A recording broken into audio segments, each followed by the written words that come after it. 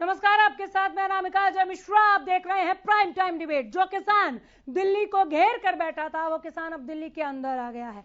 न सिर्फ दिल्ली के अंदर आया है बल्कि किसान संसद के समानांतर अपनी किसान संसद चला रहा है। किसानों ने दूसरे दिन की अपनी संसद की कार्रवाई की, धरना स्थल पर पहुंचे, साफ कहा कि जब तक मानसून सत्र चलेगा तब तक जंतर मंतर पर उनकी भी संसद चलती रहेगी।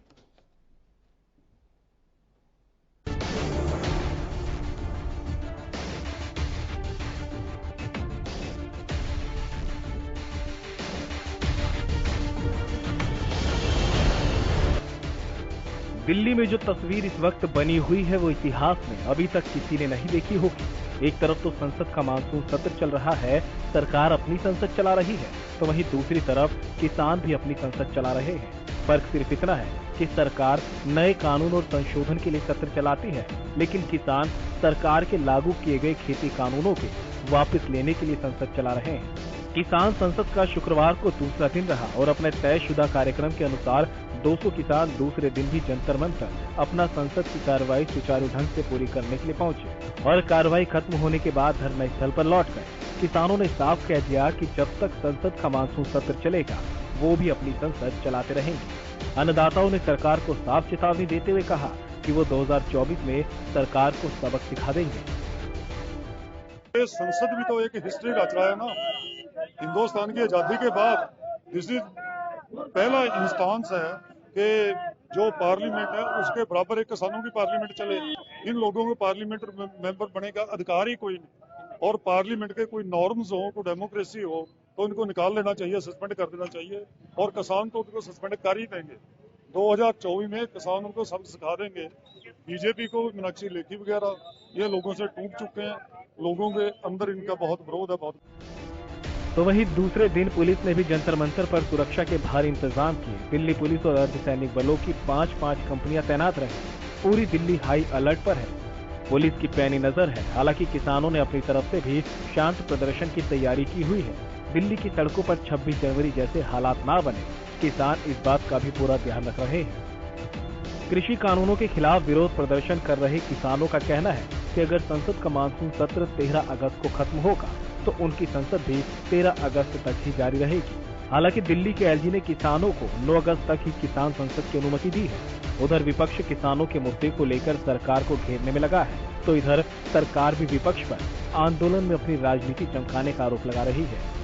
प्रदेश के कैबिनेट मंत्री कंवरपाल गुर्जर ने विपक्ष पर आंदोलन के जरिए अस्तित्व बचाने का आरोप लगाया है। सारे लोग अस्तित्व बचाने के लिए कर रहे हैं। कौन है? कांग्रेस भी इसीलिए लगी हुई है, कांग्रेस भी इसको सपोर्ट कर रही है ना। तो मैं समझता हूँ कि कोई भी पॉलिटिकल पार्टी कैसे सपोर्ट कर सकती है इस आंदोलन को। एक आंदोलन ऐसा जो किसी को बोलने देता, तो पार्टियां क्या करती हैं? पार्टियां किस लिए हैं? पार्टियां तो लोकतंत्र के लिए हैं। लोकतंत्र में तो पार्टी बनी। अगर लोकतंत्र ना ही होता तो फिर तो पार्टियां हो ही नहीं थी, क्योंकि देश में लोकतंत्र है इसलिए पार्टियां हैं। तो पार्टियों का ड्यूटी सबसे पहले क्या है कि लोकतंत्र की रक्षा करने की जिम्मेदारी सबसे बड़ी उनकी है कि लोकतंत्र की रक्षा करनी चाहिए, और ये लोग सारा का सारे लोकतंत्र की हत्या करने में लगे। अब आपको ग्राफिक्स के जरिए बताते हैं कि अभी तक किसान आंदोलन में क्या कुछ हुआ है। कृषि कानूनों के खिलाफ किसानों का आंदोलन जारी। 26 नवंबर 2020 को किसान दिल्ली के बॉर्डरों पर पहुंचे। सरकार और किसानों के बीच 11 दौर की वार्ता विफल। गणतंत्र दिवस पर किसानों ने किया ट्रैक्टर मार्च। लाल किले पर धर्म विशेष का फहराया गया झंडा। झंडा फहराने के आरोप में दीप सिद्धू गिरफ्तार। 22 जुलाई से किसान जंतर मंतर पर संसद लगा रहे। 13 अगस्त तक हर रोज लगाएंगे 200 किसान संसद। किसान किसी भी कीमत पर कृषि कानूनों को रद्द कराना चाहते हैं, लेकिन सरकार भी साफ कर चुकी है कि वो कृषि कानूनों को रद्द नहीं करने वाली। अब किसानों ने अपनी संसद सरकार की संसद के समानांतर लगानी शुरू कर दी। देखना होगा कि किसान संसद से सरकार पर क्या कुछ असर होगा। Bureau report, Haryana news.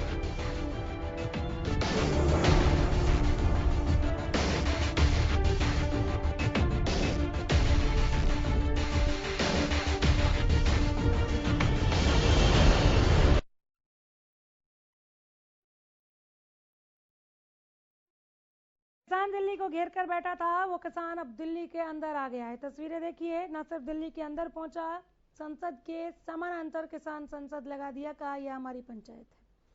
किसानों ने दूसरा दिन की अपनी संसद की कार्रवाई भी की, स्पीकर भी चुना गया, डिप्टी स्पीकर भी चुना गया। पहले दिन निंदा प्रस्ताव लाए थे लेखी के मवाली वाले बयान के खिलाफ। दूसरे दिन भी कार्रवाई आगे बढ़ी। 5 बजे अपने पक्का मोर्चा पर वापस लौट गए। शाम 5 बजे किसानों ने साफ कह दिया है कि जब तक मानसून सत्र चलेगा तब तक हम भी अपनी ये संसद चलाएंगे। जो लोग हमारा समर्थन कर रहे हैं, हमारी आवाज को सुनी जाए, मांगों को पूरा किया जाए, उनका हम धन्यवाद करते हैं। जो नहीं सुन रहे हैं उनका इलाज करने का काम करेंगे। एकदम निश्चिंत है, कह रहे हैं तो मांगे मान लो, नहीं तो तुम्हारे बाद जो आएगा उसे माननी पड़ेगी। दूसरे दिन लगाई किसानों ने संसद। किसान आंदोलन में एक नए ऊर्जा का प्रवाह, एक नई ऊर्जा का संचार देखने को मिल रहा है। एक बार फिर मजबूती मिली है।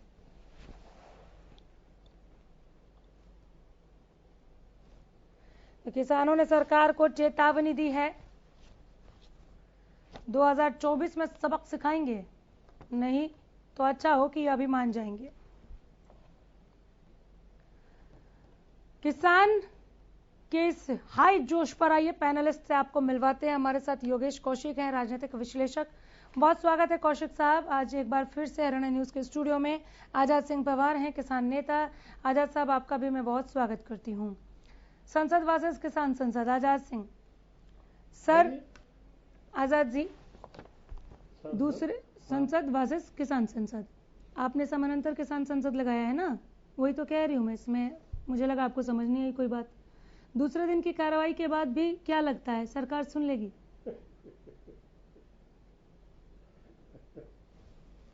देखो, मैं पीछे 10 एक दिन पहले आया था, मैं कौशिक साहब भी थे, उस दिन भी मैंने कहा था और आज फिर उस बात को दोहराता हूँ कि सरकार किसी बड़े हादसे की इंतजार में है मेरे हिसाब से, कि वे कोई गलतियां करते रहे या आपस में इनकी फूट हो जाए, कोई इनसे गलती हो जाए को तो, वरना तो मतलब ये है कि लगता नहीं कि सरकार कोई मतलब ये है कि बोझ मान रही है इस बात को। एक गजब की बात बताता हूँ आपकी, मैं नेम आउट नहीं कर सकता, मेरे व्यक्तिगत मिलने वाले किसी व्यक्ति, इससे संघ से संबंधित किसी व्यक्ति से मेरी बात हुई, व्यक्तिगत बात। मैंने कहा भाई मतलब ये है कि कौन सा कुंभ का मेला, इसको वापस ले लो। सर एक सेकंड के लिए रोक रही हूँ बस, कुछ और गेस्ट हमारे साथ जुड़ गए हैं। हमारे साथ हुकुम सिंह भाटी हैं, प्रवक्ता बीजेपी, खालिद चहलका प्रवक्ता कांग्रेस, और ओंकार सिंह प्रवक्ता इनेलो। मैं आप तीनों का भी बहुत स्वागत करती हूं। अभी हमने डिबेट शुरू ही किया है और किसान नेता आजाद सिंह ने बोलना शुरू किया है। सुनिए, एक एक करके आती हूँ, बोलिए सर। कि भाई मतलब ये है कि ये वो सुरेंद्र शर्मा जी चुटकुले सुना रहे थे कि वे कहते हैं कि मैं देखो अजब तमाशा, सरकार कहती है किसानों को हम तुम्हारा भला करेंगे, किसान कहते हैं कि हाथ जोड़ते हैं कि भाई हमारा भला नहीं चाहिए तो आप मेहरबानी करो छोड़ दो, लेकिन वो कहते हैं ना जबरदस्ती करेंगे वो। तो वो बात है, मतलब ये है कि सुरेंद्र शर्मा जी सही कह रहे, व्यवहारिक बात है कि वे जब किसान को जिसके का भला कर रहे हैं उसको आप कन्विंस 7 महीने में नहीं करा पाए। क्यों नहीं करा पाए? कहीं न कहीं तो मतलब ये है कि आपकी उसमें कोई न कोई हिडन एजेंडा है सरकार का, इसमें कोई दो राय नहीं है, इसके पीछे कोई न कोई दूसरी बात है। साफ सपाट ये पढ़ने में जो दिखाई देता है ऐसा नहीं है। जो शंकाएं हैं उनका समाधान नहीं हो पा रहा। सरकार किसानों की जो शंकाएं हैं वो शंकाएं ये है कि इन दी due course of time Aahista Aahista privatisation जो है पहले की तरह हो जाएगा और हमारा किसान सीजन, हमारा जो अनाज है सीजन पे, फसल के टाइम पे इसी तरह ठोकरों में रुड़ेगा और मनमर्जी के भाव व्यापारी खरीदेगा। सरकार अपना हाथ खींच लेगी, जितना उसको डिफेंस फोर्सेज के लिए या पैरामिलिट्री फोर्सेज चाहिएगा उतना लेके बाकी का छोड़ देंगे और सरकार किसानों को वही भुगतना पड़ेगा। आज कम से कम ये है कि सरकार इंश्योर कर रही है कि एमएसपी, यदि सरकार इसका समाधान चाहती है तो एक समाधान सीधा पहले तो ये है कि सरकार एक कानून बना दे, साथ में जोड़ दे इसके कि एमएसपी सरकार का इसी प्रकार सरकार मतलब ये है कि एमएसपी कायम रहेगा, सरकार मेंटेन करती रहे। हर आश्वासन में कहते हैं जबानी जमा खत्म हो जाए, लेकिन एक्ट के अंदर क्यों नहीं लिखते? सरकार को क्या दिक्कत है एक्ट में लिखने के लिए? एक अलग से 2 लाइन का कानून ला दे कि वे एमएसपी पे इंश्योर करेगी सरकार, जो पे वह आज प्रोडक्ट खरीदते जा रहे हैं या और आगे कोई प्रोडक्ट वेरिएशन चेंज करवाती है सरकार, इनिशिएटिव देके सरकार दूसरे। चलिए 1 मिनट के लिए रोक रहे हो आजाद जी। एग्रीकल्चर प्रोडक्ट ठीक है, आपने व्यवहारिकता की बात कही, सरकार सुन रही है। मैं सरकार से मैं सवाल लूंगी, बिल्कुल कहिए, 1 घंटा रुकिए। पहले वो दिक्कत भी बताइएगा, पहले मेरे सवाल का जवाब दीजिए। सरकार की तरफ से जो ये बातें कही जा रही हैं कि ये सियासत साधने का एक तरीका है, किसानों के कंधे पर बंदूक रखकर, इसका जवाब दीजिए। दूसरा, क्या गुटों में बटे हुए हैं किसान? कोई कहता है कि राजनीति में जाएंगे, कोई कहता है नहीं हमें राजनीति में जाने से कोई मतलब नहीं है। तीसरा सवाल इसके साथ ही, क्या वाकई गुटों में बटे हुए किसान? क्योंकि एक धड़ा यह भी कहता है कि ये किसानों के हित में है, और एक धड़ा जो आंदोलन पर बैठा है वो कह रहा है कि वापस ले लो। इन तीनों का जवाब दे दीजिए। देखिए, जहां तक सवाल है आपने किसान बटे हुए की बात है, तो बीच बीच में कोई न कोई मतलब किसी व्यक्तिगत किसी के विचार आ जाते हैं कि वे मतलब ऐसा हम करेंगे। अब जैसे मतलब ये है कि राजनीतिक तौर पे वे चुनाव लड़ना चाहिए या लड़ेंगे, ये उनके अपने विचार है। कोई नीतिगत फैसला किसानों का एज ए होल, किसानों का संगठन जो ये बना हुआ है, वार्ता कमेटी बनी हुई है या मैनेजमेंट कमेटी बनी हुई है, उसकी तरफ से इकट्ठे होकर इस तरह का कोई फैसला नहीं है कि राजनीति में आएंगे, और उसको कंडम कर दिया गया। और जिसने कहा था, राकेश टिकैत जी ने भी कहा था कि ठीक है हम राजनीति में नहीं आएंगे।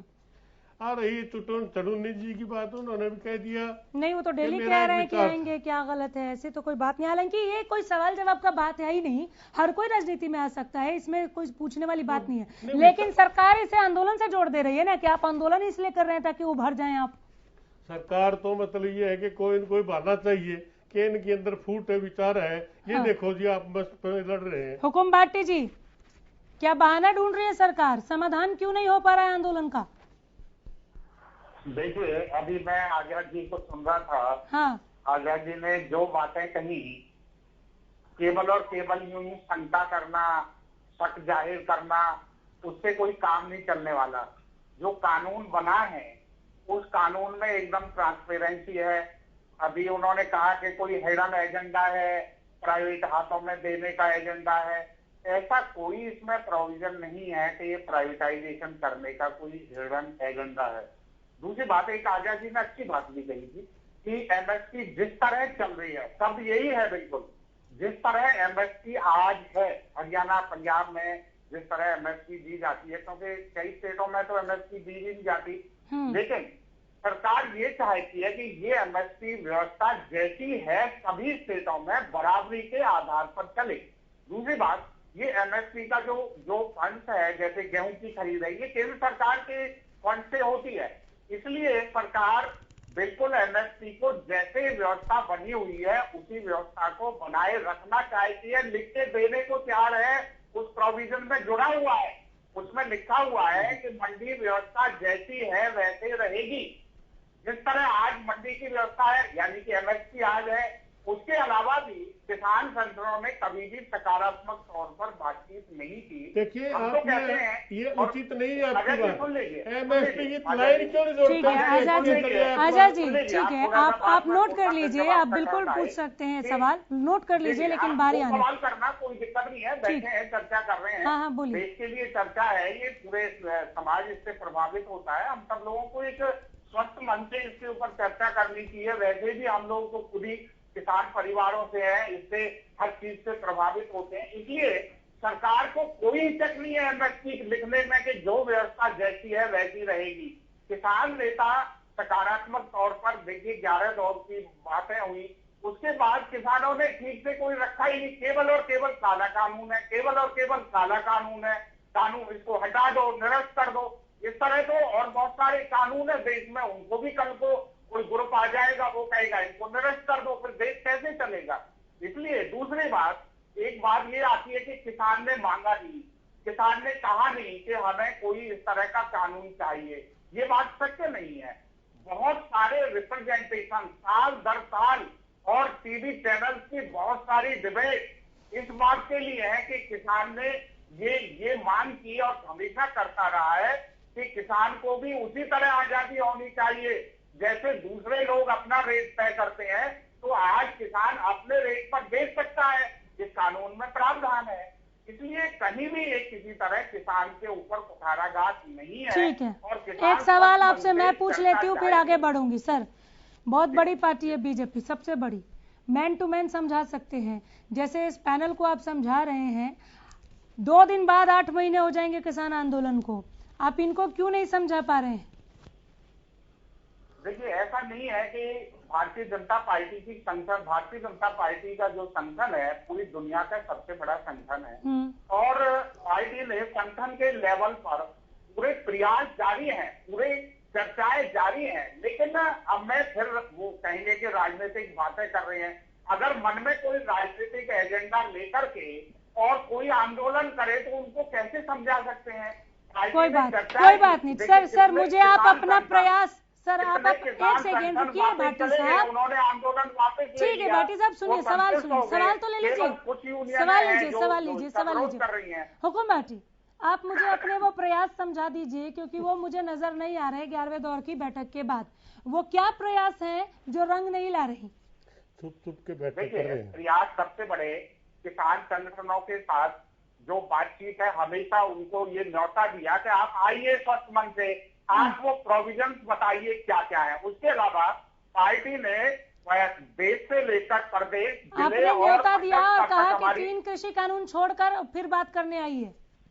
नहीं, ये कभी नहीं कहा। अच्छा, ये कहा है कि पार्लियामेंट में कृषि कानूनों में जहां पर आपको जिस धारा में, जिस सेक्शन में आपको ऑब्जेक्शन लगता है कि ये किसान के जो अधिकार है उस पर कुठाराघात करेगी, वो आप प्रोविजन बताइए। आज तक कोई बता नहीं पाया।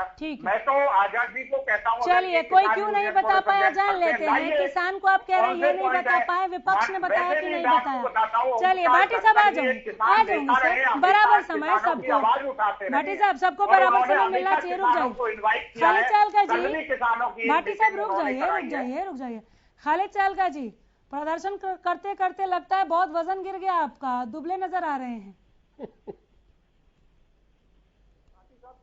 और कल पूरे देश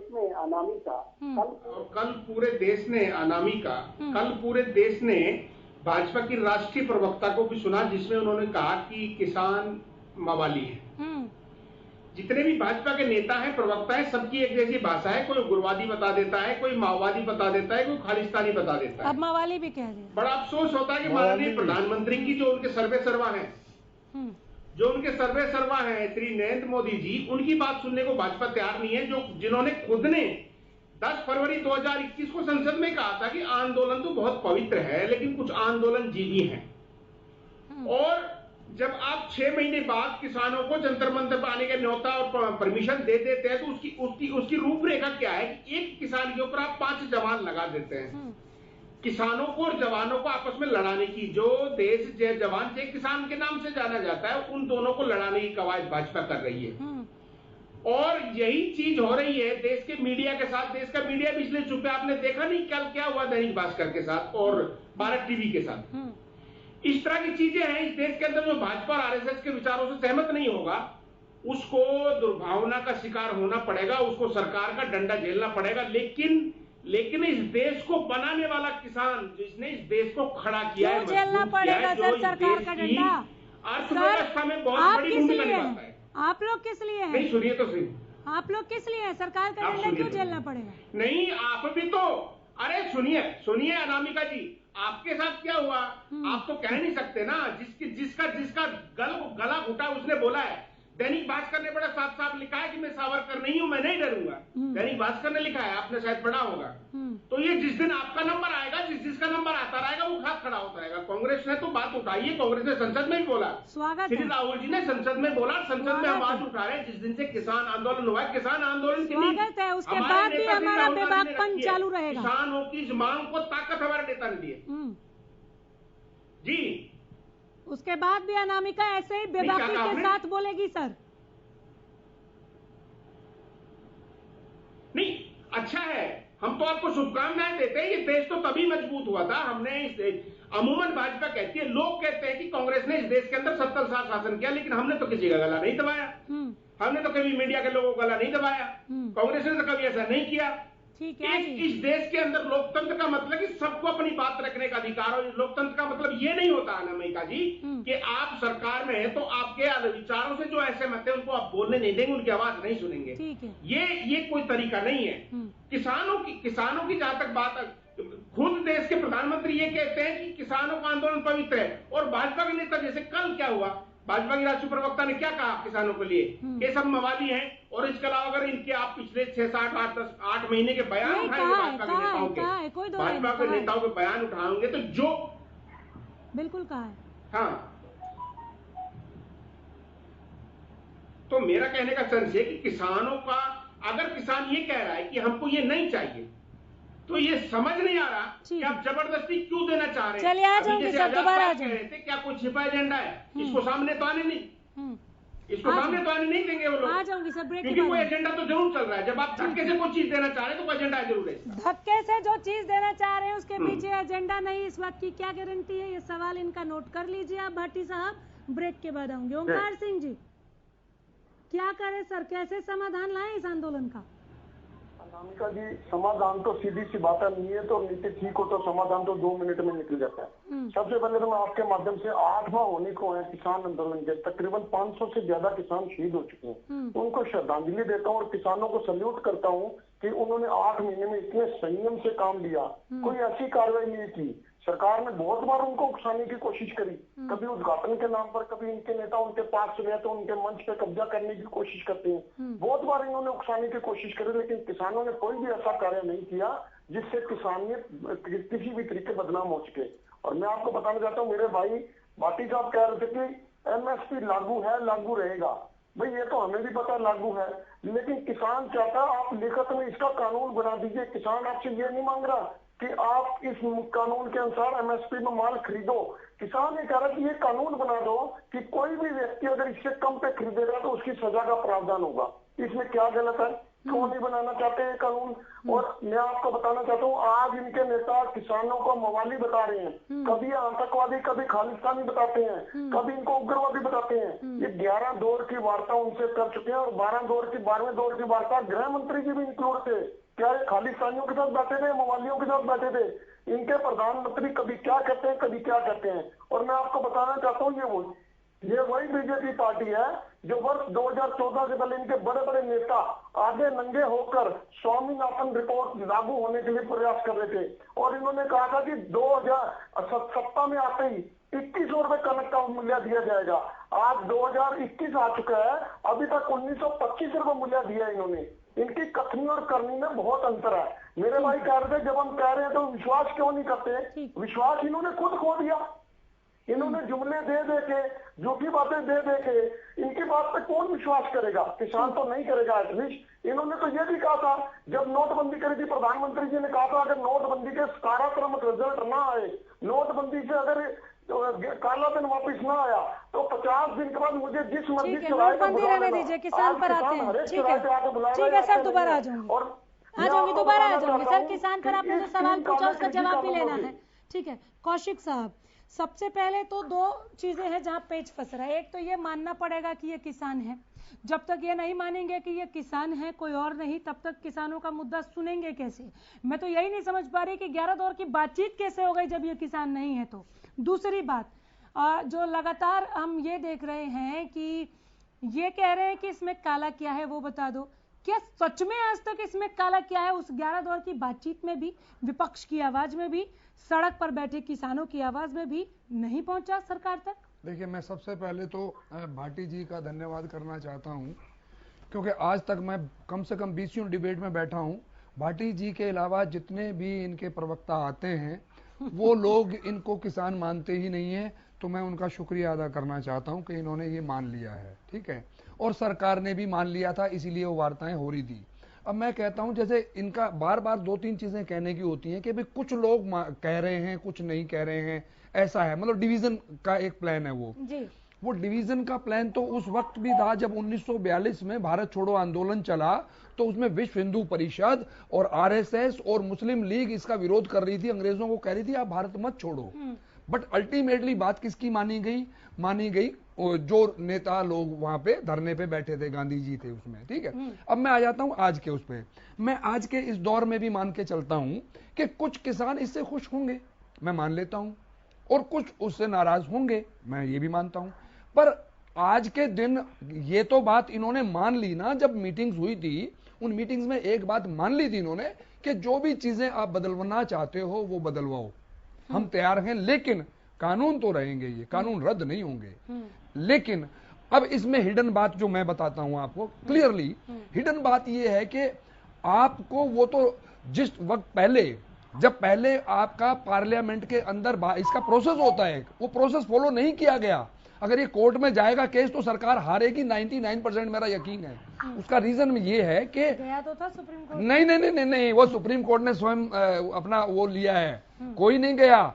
अगर कोर्ट के अंदर जाएंगे तो कोर्ट के अंदर ये बात होगी कि क्या ये कानून लीगली पास हुआ है, तो मैं यहां बता देता हूं, मैं लीगल आदमी नहीं हूं, शायद भाटी जी हैं वो भी मान लेंगे, क्योंकि ये जो कानून है ये सेंटर का सब्जेक्ट है ही नहीं, ये सब्जेक्ट स्टेट का है, सेंटर को कोई अधिकार ही नहीं है ये लेने का। अब नहीं, थोड़ा सा आगे बढ़ के बता देता हूं मैं, हाँ, लेकिन सेंटर को यह अधिकार है कि वो ये बात कर सकती है कि आप होल्डिंग कितनी कर सकते हो। तो अल्टीमेटली ये मामला होल्डिंग वगैरह का है। सर मुझे लगता है इसे थोड़ा और विस्तार से चर्चा में शामिल करना चाहिए। मैं आप ही के साथ लौट जाऊंगी, लगातार ब्रेक के लिए कमांड आ रही है, एक छोटा सा ब्रेक ले रहे हैं, लौटेंगे योगेश कौशिक की बात के साथ। संसद वर्सेस किसान संसद पर आइए डिबेट को एक बार फिर से आगे बढ़ाते हैं। योगेश कौशिक साहब कह रहे थे कि कानून को लेकर सरकार ऑलरेडी फंसी हुई है, तो वो इस अवस्था में है ही नहीं कि इस पर बहस करके वो खुद को सही साबित करे। बात पूरी करें कौशिक साहब। हाँ, नहीं, बात ये यहाँ पे शुरू होती है कि एक्चुअली क्या है कि कानून जो लेके आने का तरीका था वो तरीका ही गलत था। वो तरीका मैंने मान लिया, लोकसभा में आपके पास नंबर्स थे, आप जीत गए, वहां पे हो गया, ठीक है। उसके बाद जब राज्यसभा में गए वहां पे क्लियरली ये बात हुई कि जी आप वोटिंग कराइए, इन्होंने वोटिंग नहीं कराई क्योंकि वहां पे इनका नंबर था नहीं, और नंबर नहीं था तो अब जो आशंकाएं शुरू होती हैं वो यहीं से तो होती हैं। अगर ये डिस्कशन आज करने के लिए तैयार हैं कि जी आपको क्या चाहिए आप बताओ, हम कम कर देते हैं, तो इन्होंने पहले पार्लियामेंट में अपने लोगों को ही भरोसे में क्यों नहीं लिया? नोट कीजिएगा पॉइंट भाटी साहब। हाँ, नहीं, अपने लोगों को मतलब जो दल छोटे छोटे ही हो, चाहे मैं कहता हूं मेजोरिटी चाहे हो बीजेपी की, फिर वहां पे भी राज्यसभा में भी, जो कि नहीं थी, पर हो तो भी क्या इनकी ड्यूटी नहीं बनती है कि सबको भरोसे में लेके एटलीस्ट पूरी पार्लियामेंट तो एक हो? आज के दिन क्या हो गया है, राहुल गांधी तो खुद खड़े हो गए उनके किसानों के साथ, अब उसकी ये राजनीतिक बातें करेंगे। अब मैं बताना चाहता हूं भाटी जी इस बात को मानेंगे, जो मैं आपको फाइनेंशियल प्रॉब्लम बता रहा हूं, फाइनेंशियल प्रॉब्लम ये है कि एफसीआई जो खरीदता है वो एफसीआई 3 लाख करोड़ के घाटे में जा चुका है ऑलरेडी, तो इनके पास पैसा खरीदने के लिए नहीं है। और अगर नहीं है तो क्या बुराई है ये कहने के लिए, सरकार क्यों नहीं कह देती कि भाई परचेज हम XYZ से कराएंगे, लेकिन तुम्हारा जो कानून है एज इट इज सारा का सारा चलता रहेगा। वो इसलिए नहीं कह सकते कि अगर खरीदेगा अदानी तो वो कैसे इनकी सुनेगा, सरकार की, उनकी, वो तो अपनी सेफ्टी और सिक्योरिटी चाहेगा ना, वो तो बिजनेसमैन है, उसे क्या लेना देना सरकार से, उसको चाहिए बिल्कुल अपनी सेफ्टी एंड सिक्योरिटी, और वो उसको इन कानून से मिलती है। अब आके कहां पेच फंसता है, ये जो एमएसपी की बात कर रहे हैं भाटी जी, ये मेरी बात को इसलिए मानेंगे क्योंकि आज के दिन सिर्फ 6% परचेज होती है, प्रिक्योरमेंट होती है। अगर ये मान लेंगे और लिख के दे देंगे तो इन्हें 94% और चीजें भी खरीदनी पड़ेंगी। जब 6% खरीदने के लिए पैसा नहीं है तो 94% एक्स्ट्रा कहां से लेके आएंगे? ये पॉइंट भी नोट करें भाटी साहब। तो ये जो समस्याएं हैं भाटी साहब, क्योंकि किसान हैं, ये किसान की समस्या समझते हैं, ये किसानों को भी समझते हैं, लेकिन वहां जो बैठे हैं संसद में वो किसान नहीं है, और वो औरों को कह रहे हैं कि वो किसान नहीं है, वो हैं व्यापारी लोग। अमित शाह जी व्यापारी हैं, अदानी जी, अंबानी जी, वो तो व्यापारी हैं, और इलेक्शन लड़ने के लिए तो पैसा अदानी अंबानी देंगे, किसान तो देंगे नहीं। तो वो इनका एक अपना जो एजेंडा, इनको जो स्पष्ट नहीं बोल पा रहे, मैं स्पष्ट बता देता हूं, वो एजेंडा यही है, भाई एमएलए खरीदने हैं, 35 करोड़ में एक एमएलए खरीदा जाता है, 100 करोड़ में एमपी खरीदे जाएंगे कल को। भाटी चुनाव साहब कहां से लड़ा जवाब दीजिए, जाएगा? जवाब दीजिए भाटी साहब। अनामिका जी, हाँ जी, देखिए, किसी को भी गाली देना, आरोप प्रत्यारोप करना, ये कौशिक जी हमारे बड़े पुराने दोस्त गाली हैं कौन दे और रहा है? हमारे साथ डिबेट में रहते हैं ये। गाली कौन दे देखिए मैं अब जी तो अब आरोप प्रत्यारोप तो किसी के ऊपर भी कर दीजिए, मैं छोटी छोटी इनकी बातों पर नहीं आता हूँ। नहीं, एक सेकंड भाटी साहब, आरोप और प्रत्यारोप की बात ही नहीं है, सवाल पूछा गया है, जवाब दीजिए। मैं उन्हीं सवालों का जवाब कर रहा हूँ, मैं जी। उन्हीं पर आ रहा हूँ। जी, नंबर एक, योगेश जी कह रहे थे कि ये सुप्रीम कोर्ट में केस नहीं गया।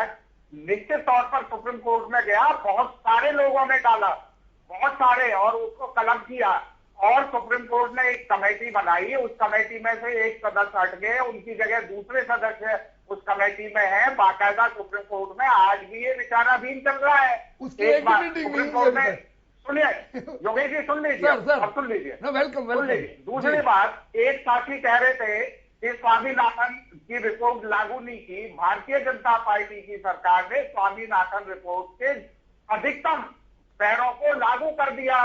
जो हमने कहा कि दोगुना रेट पर उसको जो हम किसान को दिलवाएंगे, आज भी ज्यादातर फसलों की कीमत, इसमें कोई दो राय नहीं है।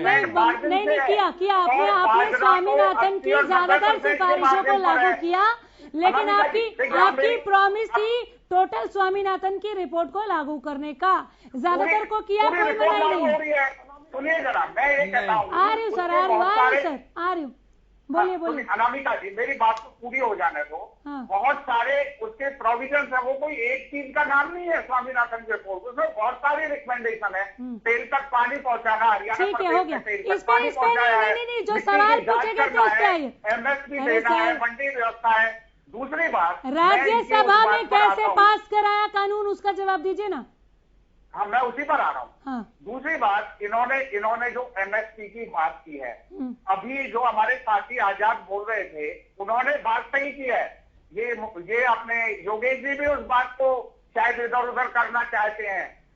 आप यही रास्ते पर जवाब दीजिए।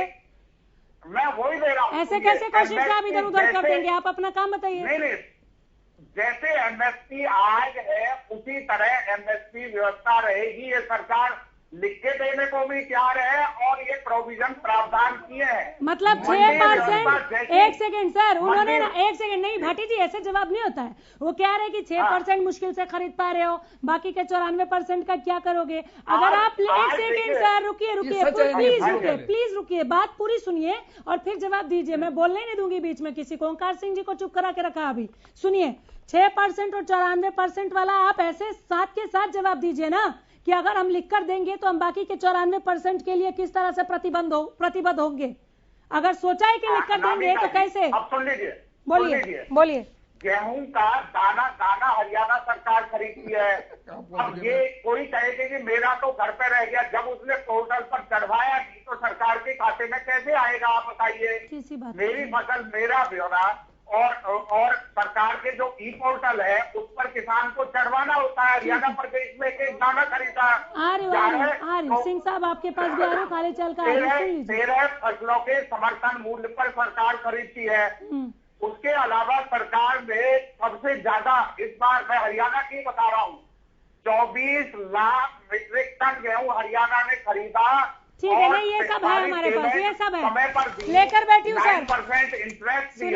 सुनिए, मैं लेकर बैठी हूँ, रुक जाइए। राज्यसभा में कानून कैसे पास कराया भाटी साहब, राज्यसभा में कानून कैसे पास कराया, लेकर क्वेश्चन है। हुकुम भाटी, आवाज मिल रही है? राज्यसभा वाला जवाब दीजिए, आगे बढ़ो। बिल्कुल मिल रही है। राज्यसभा में कैसे?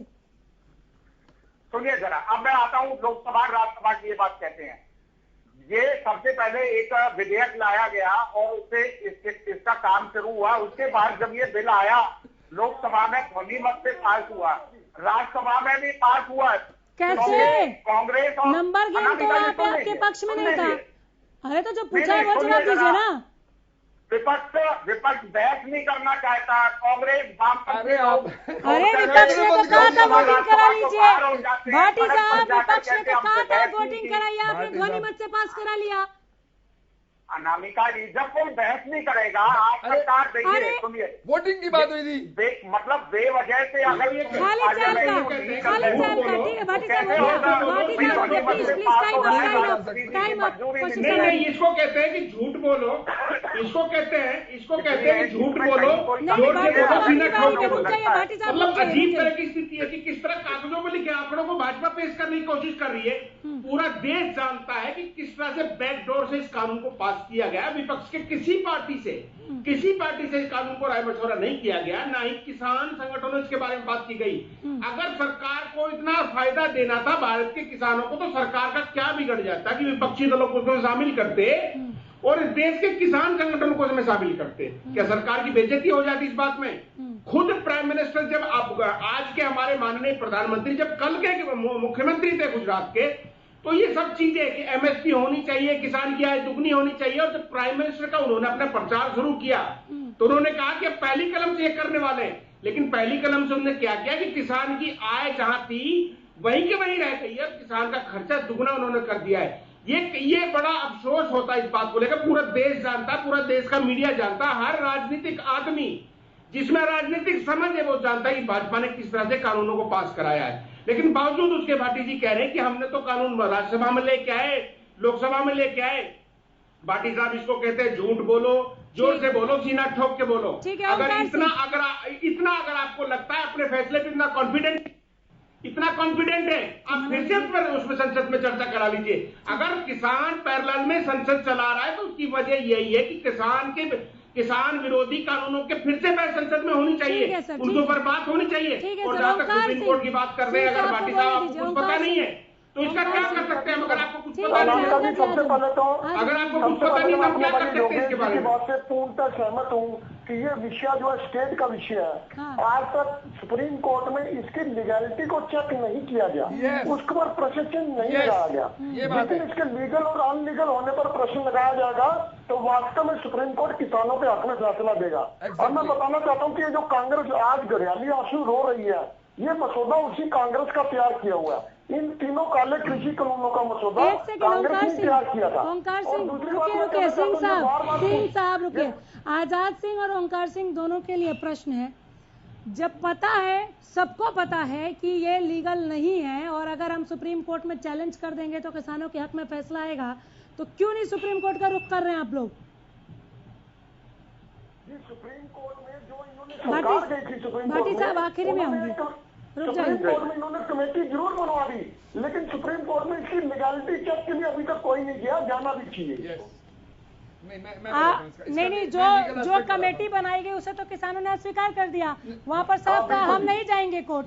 जब पता है कोर्ट जाने से फैसला हक में हो जाएगा तो जाना चाहिए ना सर। इतने लोगों के मरने का इंतजार क्यों हुआ? मैं बता देता हूँ, मैं बता देता हूँ। एक तो भाटी साहब जो बोल नहीं रहे हैं, एक्चुअली सरकार ने खुद अपनी जुबान से कह दिया था कि हम 2 साल के लिए इसे होल्ड पे डालने के लिए तैयार हैं। वो 2 साल पे होल्ड पे कैसे डालेंगे? पार्लियामेंट बुला के डालेंगे, ठीक है। अपने आप थोड़ा कोई प्रधानमंत्री जी ने आके कह दिया जी होल्ड कर दिया हमने, तो आज कल लगाया था आज होल्ड हो गया, ऐसा नहीं हो सकता। वो करना पड़ता है लीगली। दूसरी बात क्या है कि सुप्रीम कोर्ट ने स्वमोटो लेके ये इसको होल्ड पे 1.5 साल के लिए डाल के सरकार को कंफर्टेबल कर दिया। अब क्या है कि अब तो क्या आप किसान नहीं जा सकते? मैं बता रहा हूँ, अगर किसान अब जाते हैं तो सुप्रीम कोर्ट बोलेगी तो होल्ड पे है, तो इनमें अभी बात कैसे हो सकती है? तो 1.5 साल तक मतलब तो बात खेल हो गया है। अभी तो हुआ नहीं। हाँ, वो जो भी आप शब्द दीजिए, मतलब वो होगा ही नहीं, क्योंकि वो आप किस केस पे जाओगे? अगर आपकी FIR लॉन्च नहीं हुई तो आप जमानत कैसे कराओगे? अब मैं बात करता हूँ कि एक किसी फादर ने अपनी लड़की के लिए बहुत खूबसूरत, बहुत पैसे वाला लड़का ढूंढ लिया, उस लड़की का इश्क किसी और से है, तो आप लड़की की मानोगे या बाप की मानोगे? तो किसान तो लड़की की तरह हैं, इनको कुछ और पसंद है, वो कोई कुछ और देना चाहते हैं। किसानों के अपने झगड़े, अपनी प्रॉब्लम हो सकती है, हर एक के होते हैं, इसमें कोई बुराई की बात नहीं है। एक चैलेंज ये जो बार बार बात करती है बीजेपी के बहुत लोग बात करते हैं ये कि ये तो मवाली हैं, ये तो गुंडे हैं, ये तो नेक्सलाइट हैं, ये तो ये हैं। भाटी साहब मेरी एक बात का जवाब दे दें। अभी एक राज्य मंत्री गृह राज्य मंत्री बनाए गए हैं, उन पर कितने केस लगे हुए हैं और कैसे कैसे केस लगे हुए हैं गुंडे मवाली, तो उनको कहना चाहिए इन लोगों को। ठीक है। और संसद के अंदर कितने लोग चलिए, गुंडे और ठीक है। मवाली हैं, उनकी परसेंटेज जरा बता दें। उसमें सारी की सारी, अरे उसे सब आप ही के पास मैं आ सिर्फ रही। मुझे बीजेपी की पता है नहीं आपको कह रहा, वक्त कम मिला। मैं सिर्फ बीजेपी की नहीं कह रहा, हाँ। मैं सारे के सारे नेताओं की कह रहा हूँ। परसेंटेज बता दें ठीक और है। पूरी स्टेट में सर आ लेके जाऊंगी। पूरी- ओंकार सिंह बात पूरे कंप्लीट सेंटर में कीजिए। बता दें। आजाद जी के पास जाना है, उसके बाद उनको मौका किसानों नहीं को मिला कहें। है। जल्दी कदम कीजिएगा। हाँ आजाद जी बस दो मिनट। हर डिबेट में बीजेपी के प्रवक्ता बोलते हैं कि इन तीनों काले कानून में काला क्या है। सारी जनता बता चुकी। मैं एक छोटी सी बात, एक काले कानून की बात करूंगा, आवश्यक वस्तु अधिनियम की। आवश्यक वस्तु अधिनियम में इन्होंने एक सूची है, जिस सूची में आटे, दाल, चावल, तेल, तिलहन, दालें, प्याज, टमाटर, ये सारी चीजें होंगी। इन्होंने उस सूची को बदल दिया, उस सूची को खत्म कर दिया। इसका इफेक्ट क्या हुआ कि कोई भी व्यक्ति अनलिमिटेड सीमा तक इन तीन वस्तुओं का भंडारण कर सकता है और भंडारण करके अपनी मर्जी से इनको बेच सकता है। जब ये कानून लागू हो जाएगा, अभी तो होल्ड पे है। आज आप देख सकते हो सरसों के तेल की कीमत एकदम दुगने से ज्यादा होगी। क्यों? क्योंकि सरसों का तेल सारी प्राइवेट एजेंसी, सरसों की फसल सारी प्राइवेट एजेंसियों ने खरीद ली। जब ये कानून लागू हो जाएंगे तो इससे कृषक तो नुकसान में जाएगा ही जाएगा। किसान तो वर्ष में 2 बार नुकसान में जाएगा, लेकिन आम उपभोक्ता, आम व्यक्ति हर रोज नुकसान में जाएगा। आज पेट्रोल और डीजल की वस्तुएं बढ़ती हैं, कीमतें बढ़ती हैं, तो सरकार कहती है हमारे अपच में नहीं है, ये कंपनियों के बची है। कल को यही बात होगी जब आटे का रेट 80 रुपए किलो, 100 रुपए किलो हो जाएगा। अरे भाटी साहब नोट कर लीजिए। काला क्या है पूछा था ना, वही बताया। जरा रंग की पहले भी बताया गया। आजाद सिंह मैं ये भाटी जी एक बात बताऊं, ये पिछले दिनों दालों पे नियंत्रण स्टॉक लिमिट लगाई है, रिटेलर के लिए इतनी और होलसेलर के लिए इतनी गवर्नमेंट ऑफ इंडिया ने लगाई है। ये नया कानून के तहत लगाई है या पुराने के तहत लगाई है? भाटी साहब अनामिका बोलिए। जी जी मैं अपनी बात शुरू करता हूँ। नंबर एक बात तो मैं जो अभी साथी जो अभी बोल रहे थे, इनसे पहले जो ये बोल रहे थे, मैं उनसे पूछना चाहता हूँ कि वो किसान हितैषी हैं या किसान विरोधी हैं। पहले तो अपना मंतव्य जाहिर करें। अगर किसान को 7,000 रुपए क्विंटल मिल गया, जो उसको 2,000 भी नहीं मिलता था, तो उसमें बुरा क्या हो गया? पहली बात, सरसों का क्या रेट रहा? प्राइवेट लोगों ने खरीदी, किसान को मुंह मांगा रेट, और जो कभी नहीं मिला उसको मिला। तो आप किसान विरोधी हो कि किसान के हक में हो? पहले तो यही बता दो। आप यही काम तो करने बातें हो सर, ये कौन बताएगा भाटी साहब? भाटी साहब, सरकार जवाब देगी कि विपक्ष जवाब देगा? आप यही चाहते हो कि किसान को कीमत ना मिले। इसका अर्थ तो यही हुआ, जब उसके सरसों के रेट उसको 7,000 रुपए क्विंटल मिल गया, इतना बेहतरीन रेट जो कभी नहीं मिला, तेल तो महंगा हो आपको गया ना सर? क्या हो गया? दूसरी बात, तेल अभी महंगा हो एक गया। साथी पूछ रहे थे कि दाल के स्टॉक पर वो अभी योगी जी ने 2 वर्ष कहा, वो 2 वर्ष नहीं है, 1.5 वर्ष के लिए ये कानून अभी निरस्त किए हैं। नहीं, आपने शायद गलत सुना। कोर्ट ने 1.5 साल, सरकार 2 साल के लिए कर रही थी, लेकिन कोर्ट ने पहले 1.5 साल कर दिया। आप कंफर्ट जोन में 1.5 साल ही किया है वो अनामिका जी, 1.5 साल ही है। वही तो हम कह रहे हैं सर। लेकिन सुनिए जरा, दूसरी बात, सरकार चाह रही थी 2 साल, यही तो तोमर साहब ने आखिरी मसौदा दिया था। दूसरी बात अनामिका जी सुन लीजिए, मैं इन किसान नेताओं को और योगेश जी को भी याद दिलाना चाहता हूँ। राकेश टिकैत और दूसरे किसान नेताओं ने स्टेटमेंट जारी की कि ना तो हम कोर्ट की कोई बात सुनेंगे, ना कोर्ट की कमेटी को मंजूर करेंगे, ना कोर्ट के किसी फैसले को मंजूर करेंगे। आपने बहुत अच्छी बात कही थी कि अगर किसानों को अपनी लड़ाई लड़नी थी तो सुप्रीम कोर्ट चले जाते, लेकिन अदालत की वजह से आप पहले ही कंफर्ट जोन में चले गए। राजनीतिक मंचा है, राजनीतिक मंचा से ये लोग काम कर रहे हैं, कांग्रेस और कम्युनिस्ट पीछे हैं। सर एक सेकंड भाटी साहब, अगर चुनाव में जाने की बात भी कही है ना चौधरी ने, तो इस महीने कही है, इस महीने कही है। 7 महीने तक आप लोग क्यों नहीं बोल रहे थे ये बात? जिस संदर्भ में बयान किया गया था, वो लाल किले पर जिन लोगों ने जिस तरह की हरकतें की, इज्जत लूटी, दुष्कर्म किया, जिस तरह उनके लिए वो मवाली नहीं, एक सेकंड, ठीक है सर। भाटी साहब एक सेकंड, कौशिक साहब एक सेकंड, भाटी साहब रुकिए, भाटी साहब रुकिए, सर रुकिए, प्लीज रुकिए। वहाँ प्लीज रुकिए, सवाल लीजिए मेरा, एक सेकंड आजाद सिंह जी, ठीक है, exactly, we all accept your total words. रुकिए, एक सेकंड रुकिए, भाटी साहब, प्रॉब्लम क्या है सर, एक बारी में चुप क्यों नहीं होते आप? सुनिए मेरी बात, आप जो कह रहे हैं वही सही है, नहीं ये किसान काला नहीं गिना पा रहे हैं, ये राजनीतिक मंशा से आए हैं, ये तिरंगे का अपमान कर रहे हैं, ये मार पिटाई कर रहे हैं, ये रेप कर रहे हैं, जैसा कि आप बता रहे हैं, हालांकि एक जांच का विषय, पुलिस सारे मामलों में जांच कर रही है। आपने इन्हें दिल्ली को क्यों घेरने दिया? अगर इतनी अराजकता है तो आप क्या कर रहे हैं? ये जेल के पीछे क्यों नहीं है? अगर ये किसान नहीं है, अपराधी है तो?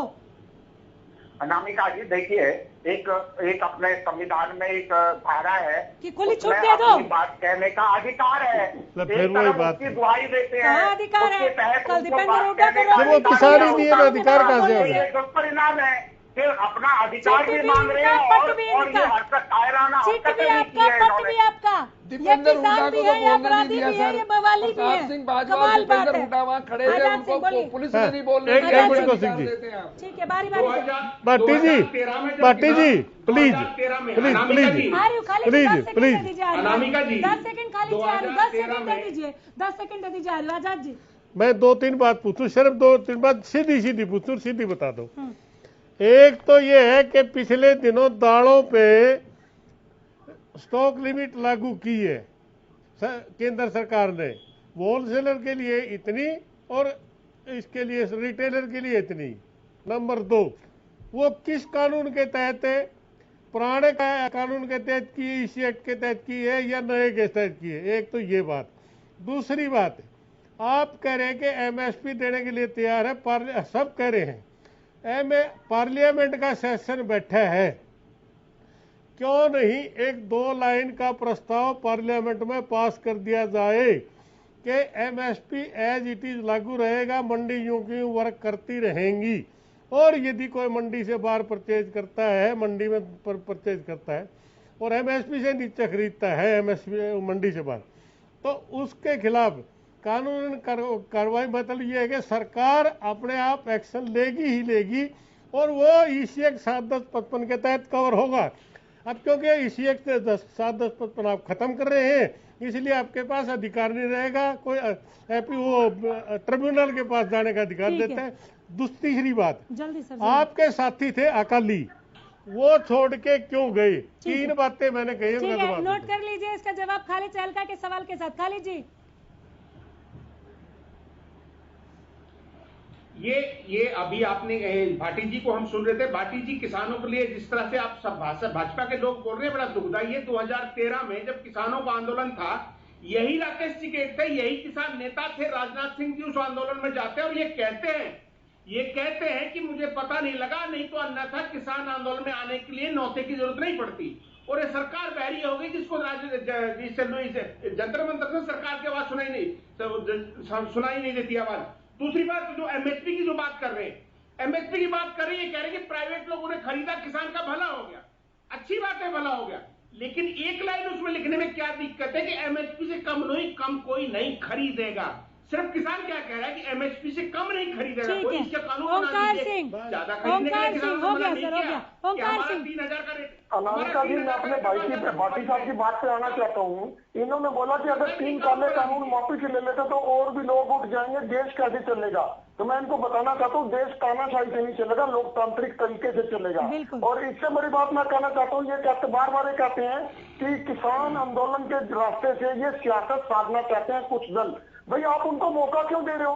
क्यों 3 काले कानून वापिस क्यों नहीं ले लेते? और क्यों नहीं है इनको दिक्कत क्या है? बोलिए जल्दी। अनामिका जी, मैं पहले उनके 3 सवाल थे कि ये जो स्टॉक की लिमिट की गई है, पुराना कानून है कि नया? क्योंकि नया कानून अभी लागू हुआ नहीं है, वो 1.5 साल के लिए निरस्त किया हुआ है, इसलिए पुरानी स्टॉक लिमिट है। दूसरी, इसी संदर्भ में कहना चाहता हूँ, चाहे स्टॉक की लिमिट खोल दी जाए और नया कानून लागू भी हो जाए, तब भी सरकार के पास पावर है, होल्डिंग कोई नहीं कर सकता। एक बात ये दुरुस्त कर लीजिए। उन्होंने कहा अकाली दल दूसरी बात, उन्होंने कहा अकाली दल छोड़ के क्यों गया? वही अकाली दल, वही प्रकाश सिंह बादल, वो उस समिति के सदस्य हैं, उनकी पुत्र वधू समिति में सदस्य थी, और वो उन्होंने साइन किए जब ये विधेयक आया था। क्योंकि पंजाब में चुनाव है, इसलिए वो चुनाव में अपनी दिखाना चाहते हम तो किसानों के साथ है, इसलिए वो छोड़ के गए। केवल और केवल राजनीतिक मुद्दा है। तीसरी बात आप लीजिए, सुनिए जनाब, अगर एमएसपी सरकार जैसी, मैंने कहा है जैसी व्यवस्था आज है उस व्यवस्था को सरकार देने को तैयार है। अरे जो कहने को तैयार है वो लिखने को क्यों नहीं तैयार है? झगड़ा तो यही है। इन लोगों की बातों में बड़ा फर्क है। क्या फर्क है? किसकी बातों में आए? किसकी बातों में आए? अनामिका जी आप सुन लीजिए तो मेरी बात को। जो गेहूं की खरीद है वो अप्रैल और मई में होती है। अगर ये एमएसपी पर दिसंबर में बेचना चाहिए, क्या एमएसपी पर दिसंबर में सरकार खरीदेगी? नहीं खरीदेगी। व्यवस्था केवल और मई और जून के लिए, अप्रैल और मई के लिए। मैं बताना चाहता हूँ केवल और केवल कांग्रेस झूठ पर टिकी हुई है। वही जिसके मुख्यमंत्रियों की समिति के अध्यक्ष किसानों को अगर ऐसे ही तंग करेंगे तो ये तय है। किसान आज तक इतिहास रहा है, किसान आज तक हार के नहीं उठा है, किसान जीत के ही उठेगा। उसकी जीत होनी तय है, चाहे उनको 8 महीने इन्होंने बिठा दिया, चाहे 8 साल बिठा दें उनको, उनकी जीत तय है। आप ये मान के चलना, अगर किसान अगर जीत हार से ऊपर उठकर इस मसले को देखा जाए, आंदोलन का समाधान निकालने की कोशिश की जाए, इन किसानों को खेतों में वापस पहुंचाया जाए, यही कोशिश है। काला क्या है सफेद क्या है ये सरकार खुद तय करे, बैठे। समाधान के लिए इच्छा शक्ति तो कम से कम दिखनी चाहिए। बहुत शुक्रिया आप सबों का।